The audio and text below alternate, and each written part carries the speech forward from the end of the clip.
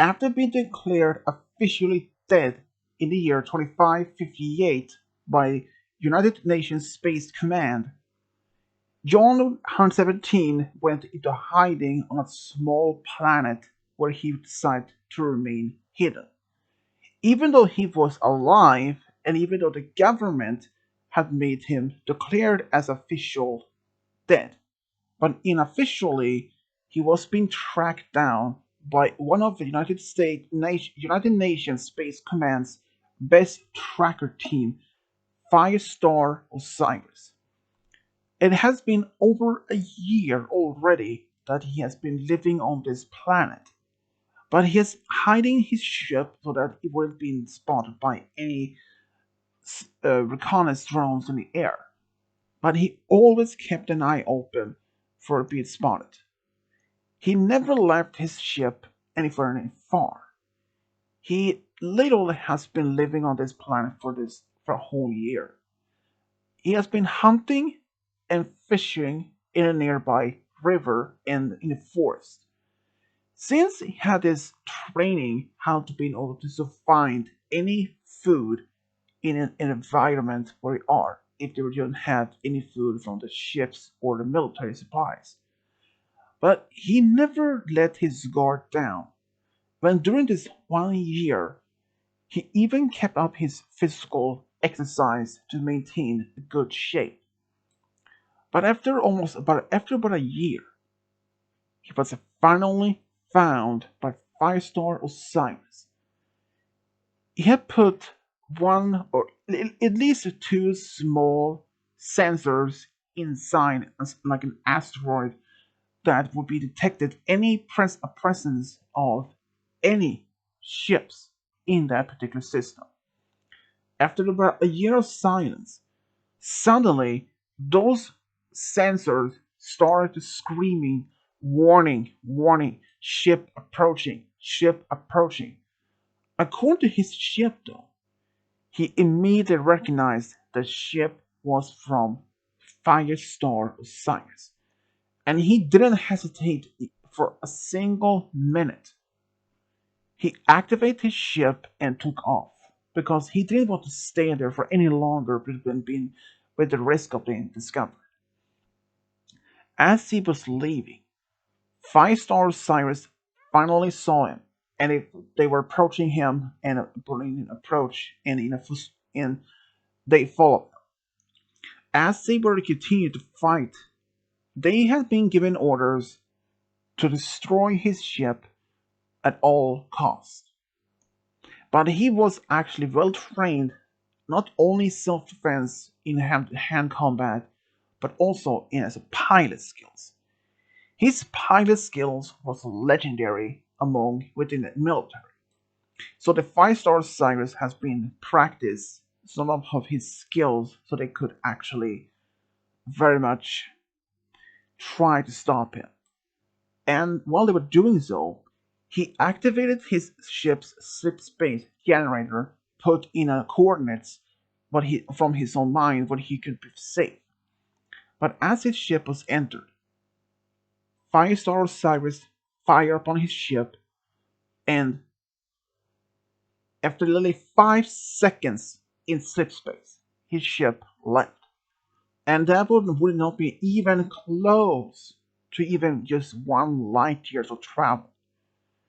And in that distance, he would have still remained within that star system.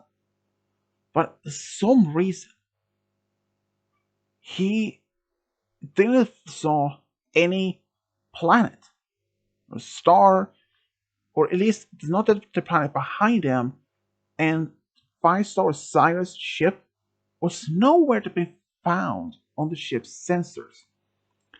And he was very much skeptical of what was happening after he realized, because if the planet that he left was behind him and only into 5 seconds in slip space, it wouldn't even be as he only be able to travel at least a few miles in space. And still the planet would have been seen, noticed by the sensors. There was nothing there. Nothing. Everything never existed. But instead, there was another planet in front of him. This Earth-like planet at least. But as he noticed, as his planet was approaching, he discovered his ship has been damaged. Five-star Osiris had somehow damaged his ship's main drive. And even the alarm was getting off and required him to land. And he had no other options.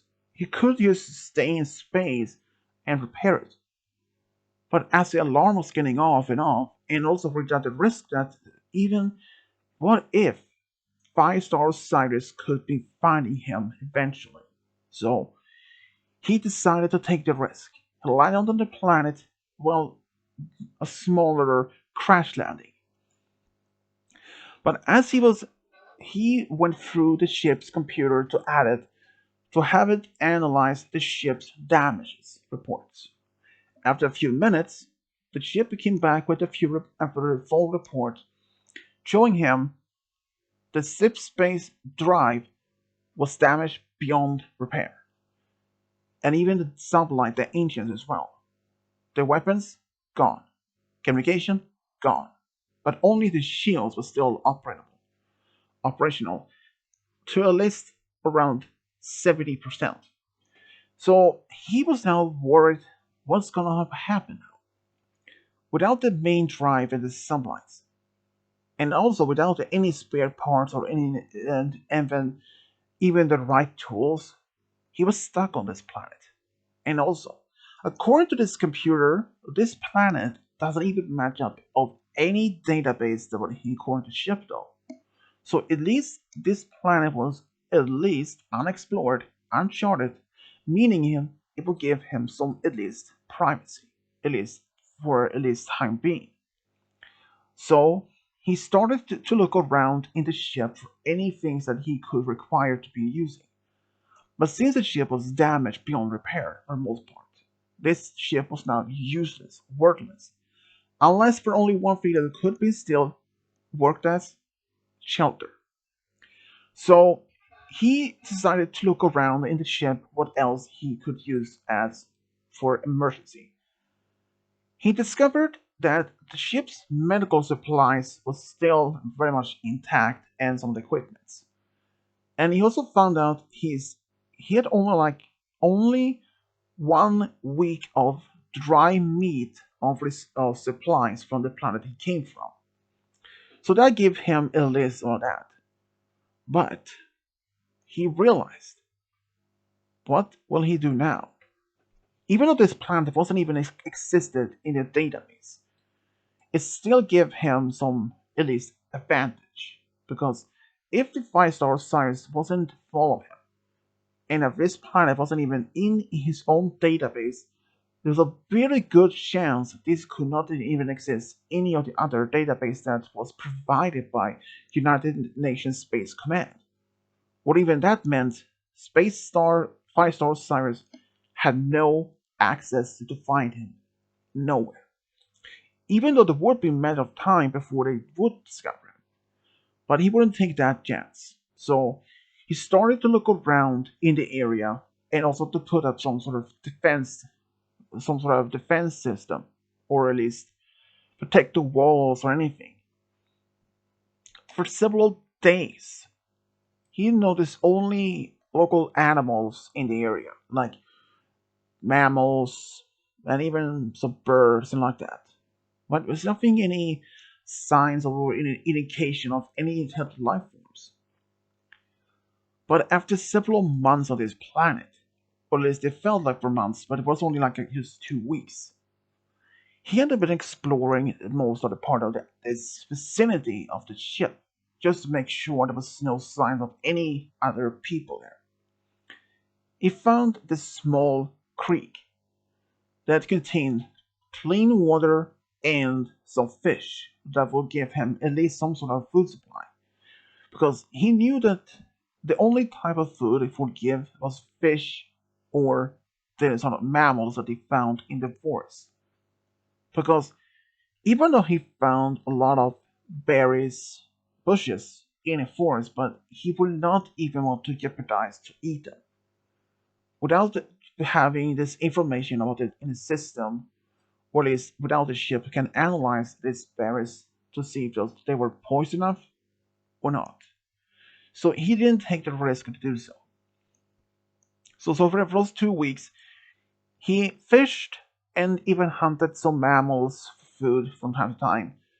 But other than that, he always kept an eye open. But one day he decided to walk a little bit further away from the ship just to find any signs of any habitation of all people. But as he was walking, he noticed, or at least heard something. After he had walked for nearly like almost 20 miles from his own ship, he heard this strange sound. It sounded like laser cutting. And as he looked in the distance, he saw this young woman using some sort of a sword of laser, cutting down trees that was thrown at her by this humanoid robot.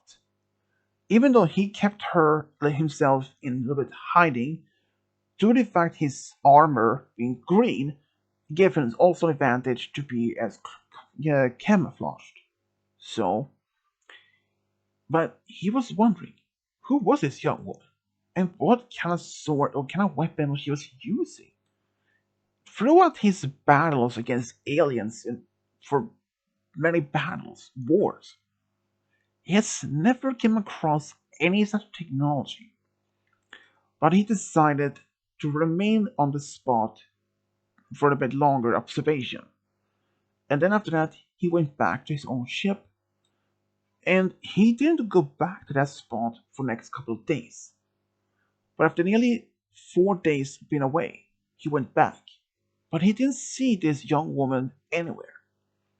But knowing that she might be living somewhere at least close by, even though this was the only person that he had seen so far, he decided to walk even further, to but only on one purpose: to gather intel, to information, to at least also scouting for the area for recon. But he came across this looks like a camp.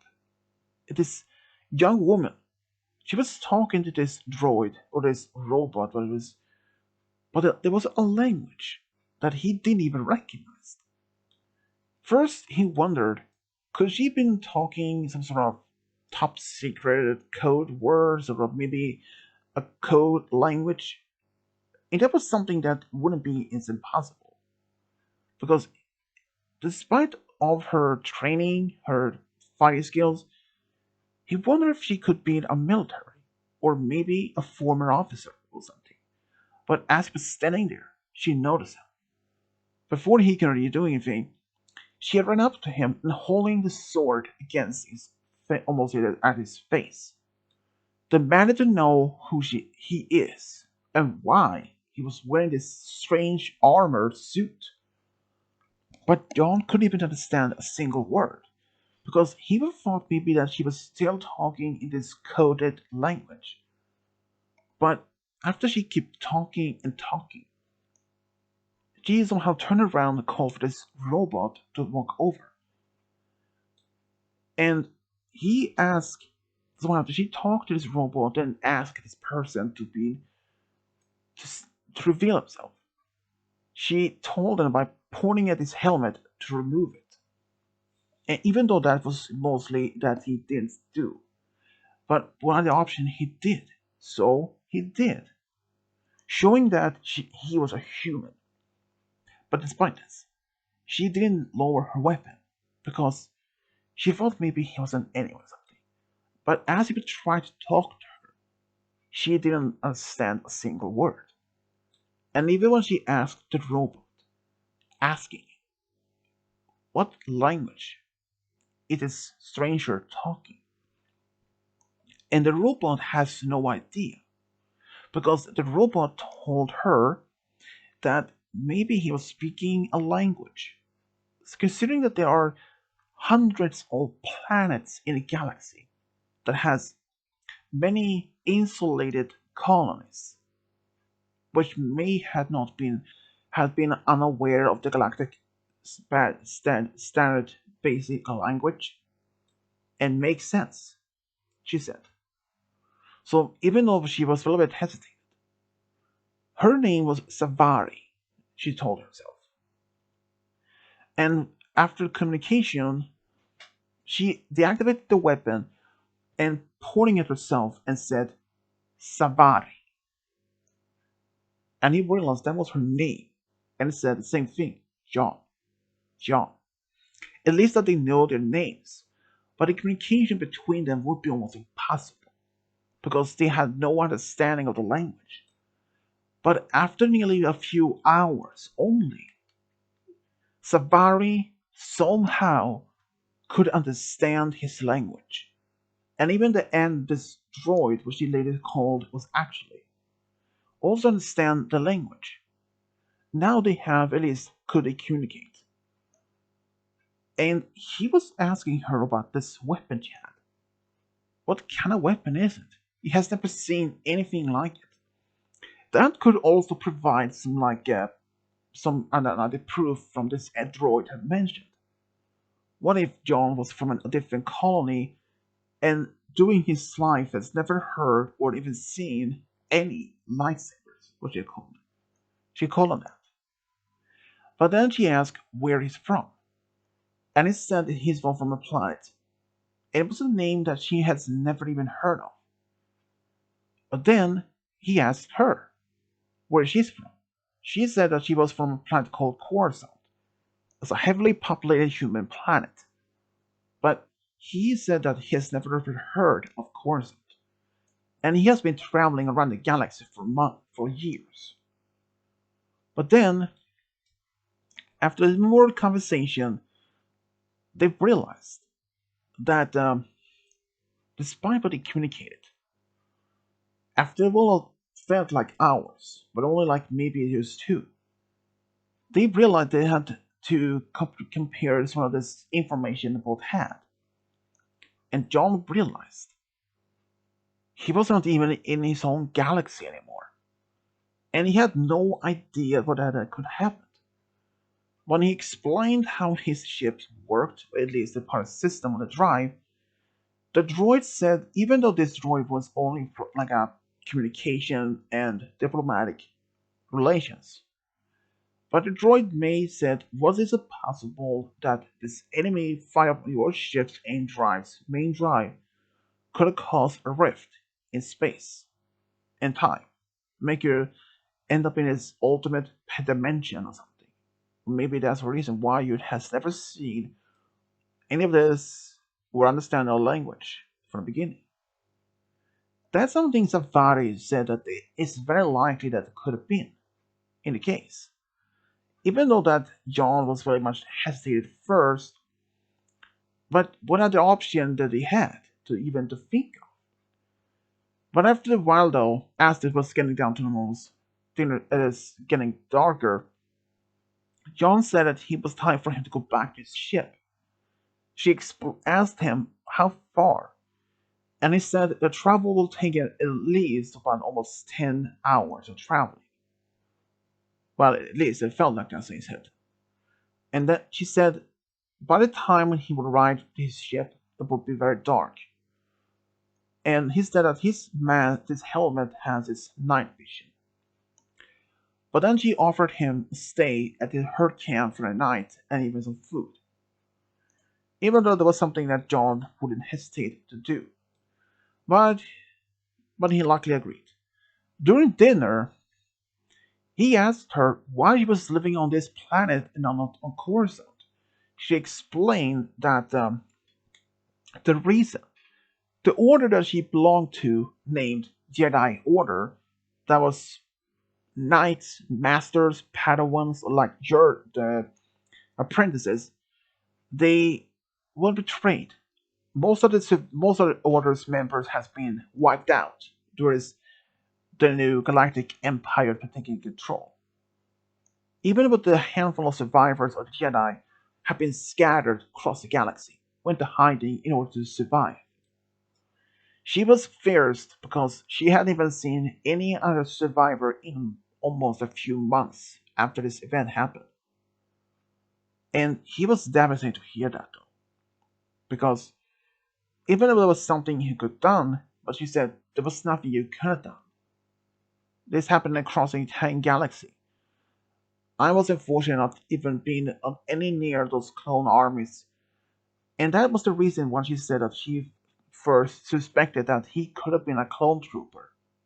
But when she saw his face, it didn't even match any of the clones.